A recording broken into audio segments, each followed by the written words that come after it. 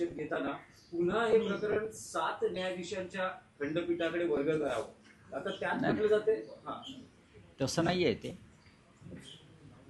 5 दिवस सलग आमचा युक्तिवाद सुरू आहे.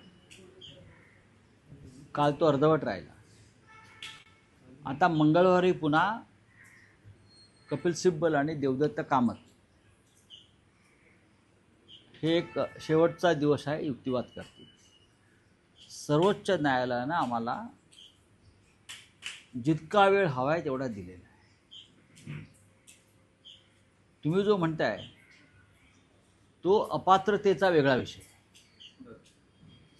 आता जो युक्तिवाद सुरू आहे तो युक्तिवाद पक्ष आणि चिन्ह या संदर्भात निवडणूक आयोगानं जे शेण खाल्लेलं आहे, जे आमचा पक्ष आणि चिन्ह अमित शहा आणि निवडणूक आयोग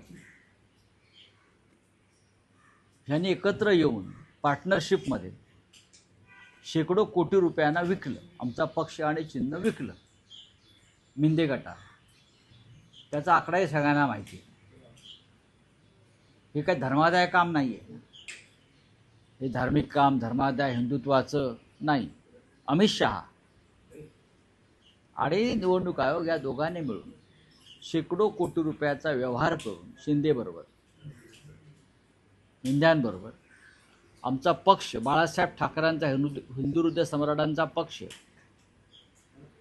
आणि चिन्ह धनुष्यबाण हे मिंदेला विकलं. भ्रष्टाचार हा सगळ्यात मोठा. तर त्याच्यावर युक्तिवाद सुरू आहे की निवडणूक आयोगानं कसा भ्रष्टाचार केला, संविधानाची कशी हत्या केली, नियमांचं कसं उल्लंघन केलं, ह्याच्यावरती हा युक्तिवाद सुरू आहे. त्याच्यामध्ये पुन्हा अपात्रतेचा विषय आलेला. अपात्रतेसंदर्भात धनंजय चंद्रचूड यांच्या नेतृत्वाखालच्या खंडपीठानं काही निरीक्षणं नोंदवली. तेव्हा ते घटनापीठ होतं 7 जणांचं. त्याच्यामुळे तो जो विषय आहे अपात्रतेचा आणि व्यापक देशातल्या अपात्रतेसंदर्भात, देशामध्ये जेव्हा अशा घटना घडतात, पक्ष चोरणं, आमदार फोडणं आणि मग अपात्रतेसंदर्भात निर्णय न घेणं वेळेत आणि मग अपात्रच व्यक्तीला मुख्यमंत्री करणं, जसं आपल्या महाराष्ट्रात झालं, त्या संदर्भात 7 सदस्यीय खंडपीठानं या संदर्भात एक निर्णय घेऊन दिशा ठरवावी अशी ती भूमिका आहे. पण राऊत साहेब, या सुनावणी दरम्यान तुम्ही ज्या प्रतिक्रिया व्यक्त करता आहेत, शिंदे शिवसेनेच्या नेत्यांचं असं म्हणणं आहे की राऊत साहेब अशा पद्धतीने प्रतिक्रिया व्यक्त करतात जणू राऊत साहेबच सर्वोच्च न्यायालयाचे सरन्यायाधीश. असं काहीच मी म्हटलेलं नाही. मी कधीही या भूमिकेतून मत व्यक्त केलं नाही. दिल्लीमध्ये सर्वोच्च न्यायालयाची सुनावणी संपल्यावर जेव्हा पत्रकार विचारतात की आज काय झालं, तेव्हा मी आतमध्ये घडलेल्या आमच्या भूमिकेविषयी सांगतो. न्यायालयानं केलेलं जे मत व्यक्त आहे केलेलं त्याच्यावर बोलतो. पण माझं एक वाक्य मात्र कायम असतं, निवडणूक आयोगानं शेण खाल्लं, आमचा पक्ष विकला, आमचं चिन्ह विकलं, त्या संदर्भात हा युक्तिवाद सुरू आहे. हे माझं मत कायम आहे. त्याच्यामध्ये मी कशाला सर्वोच्च न्यायालय, मला माहिती आहे तुमच्यापेक्षा जास्त कोर्टबाजी आम्ही पाहिलेली आहे. तुम्ही आत्ता कोर्टात जाताय हो. तुम्ही कधी साधं तुरुंगात गेला नाही, जेलमध्ये गेला नाहीत, आंदोलन केलं नाही, लाठी खाल्ली नाही. आम्हाला काय तुम्ही शिकवताय?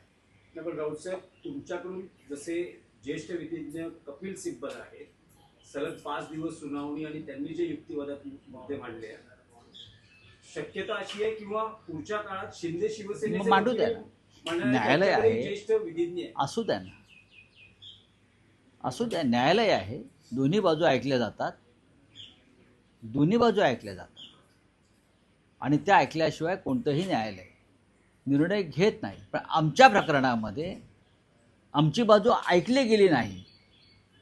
निवडणूक आयोगात आधीच्या सुनावणीत हे आम्ही सांगतो आहोत. आणि जे वारंवार म्हणतोय निवडणूक आयोगाने शेण खाल्लं, निवडणूक आयोग विकला गेला आणि त्याने आमचा पक्ष आणि चिन्ह विकला शेकडो कोटींना, हा व्यवहार मी वारंवार सांगितलेला आहे. त्याच्यामुळे त्यांना त्यांची बाजू मांडू द्या की आम्ही निवडणूक आयोगाला कसं शेण भरवलं, निवडणूक आयोगाने कसं शेण खाल्लं, आम्ही कोणाकोणाला विकत घेतलं, आम्ही गुवाहाटीला कसे गेलो, हे त्यांना सांगायला पाहिजे त्यांनी. आम्ही तेच सांगितलेलं आहे ना. एक जो आमदार अपात्र होणार आहे पक्षांतरानंतर अँटी डिफेक्शन लॉनुसार, त्या अपात्र ठरणाऱ्या व्यक्तीला तुम्ही राज्याचा मुख्यमंत्री केलं, हे देशाच्या घटनेच्या विरोधात, संविधानाविरोधात, 10th शेड्यूलच्या विरोधामध्ये आहे. इथेच शेण खाल्लेलं आहे सगळ्यांनी बसून, सामुदायिक. आणि त्याचे निर्माते अमित शहा जे आता पळतायत तोंड लपवून. फक्त काल पार्लमेंटला मुखदर्शन दिलं आणि निघून गेले. संसदेचं अधिवेशन पार पडलं, मात्र त्यात फलित काहीच निघालं नाही. कारण राहुल गांधी परराष्ट्र धोरणाविषयी बोलताना म्हणले की यांचं परराष्ट्र धोरण म्हणजे गळाभेट आहे. नाही, गळाभेट नाही बोलले, मिठ्या मारणं, जबरदस्तीच्या मिठ्या मारणं. काल राहुल गांधींनी, त्याचं प्रात्यक्षिक केलं गेलं. काल राहुलजींनी त्याचं डेमॉन्स्ट्रेशन, तुम्ही म्हणता प्रेझेंटेशन, प्रात्यक्षिक, बरं का, अख्ख्या जगाने ते पाहिलं आणि देशाच्या प्रधानमंत्र्याची छिथू झाली. परराष्ट्र धोरण ही फार मोठी गोष्ट आहे भारतासारख्या देशासाठी. परराष्ट्र धोरण जे विदेश मंत्रालय आहे ते फार जागतिक स्तरावर देशाची प्रतिमा वाढवण्यासाठी, मजबूत करण्यासाठी काम करतं. प्रधानमंत्र्यांनी कुठल्याही देशात जाऊन बनावट मेडल्स घेणं किंवा पुरस्कार घेणं AIने बनवलेले, त्यासाठी नाही, किंवा मिठ्या मारणं, घट्ट मिठ्या मारणं आणि त्या समोरच्या राष्ट्रपतीचा श्वास गुदमरणं त्या मिठीमुळे, याला परराष्ट्र धोरण म्हणत नाही. 2 राष्ट्रपतींचा श्वास गुदमरल्यात, मला माहीत नाही. नाही, पण राऊत साहेब, त्यामध्ये इटलीच्या प्राईम मिनिस्टर मेलोनी यांचा उल्लेख झाला. मग त्यात काय झालं? त्यावर आक्षेप घेतलाय भाजपने की अशा पद्धतीने पंतप्रधानांची प्रतिमा डागाळणं हे योग्य नाही आणि आंतरराष्ट्रीय देशाचे प्रधानमंत्र्यांनी, अयोग्य मेसेज जातो. देशाच्या प्रधानमंत्र्यांनी या देशाच्या संविधानाची प्रतिमा डागाळली. त्याचं काय? ज्या पद्धतीने डिलिमिटेशन बिल मंजूर होण्यासाठी आजही वेगळ्या वेगळ्या पक्षाच्या खासदारांना फोडण्याचे प्रयत्न सुरू आहेत, हे सुद्धा संविधान गुदमरण्यासारखंच आहे ना, डागाळण्यासारखंच आहे ना. शिवसेना फोडणं, तृणमूल फोडणं, राष्ट्रवादी काँग्रेस फोडणं, हे काय प्रधानमंत्र्याचं आणि अमित शहाचं काम आहे का? गृहमंत्र्याचं. काश्मीरला हल्ले होत आहेत, मणिपूर पेटलेला आहे, देशामध्ये अस्वस्थता आहे, तरुण वर्ग चिडलेला आहे, बेरोजगारी वाढली आहे, महागाई वाढली आहे, रुपया घसरतो आहे, देशाची पत जागतिक स्तरावर घसरते आहे. याच्यावरती प्रधानमंत्र्यांना टेलिप्रॉम्प्टरशिवाय बोलता येईल का? या दोघांना भविष्यात म्हणजे 2029च्या आधी जावं लागेल, अशी या प्रकारची परिस्थिती जागतिक स्तरावर सुद्धा आहे आणि आपल्या देशात सुद्धा आहे. मोदी आणि शहा जातील. ते म्हणतात की झोपू देणार नाही. राहुल गांधी म्हणतात की झोपू नाही, ते आता झोपतच नाही आहेत ना. ते आता तरी कुठे झोपत आहेत? चेहरे बघा दोघांचे, काळे ठिक्कर पडलेत. 20 दिवसांनी ते काल पार्लमेंटला लोकलज्जस्तेवाले वंदे मातरम जेव्हा आपण गातो संपताना, तेव्हा यावंच लागतं.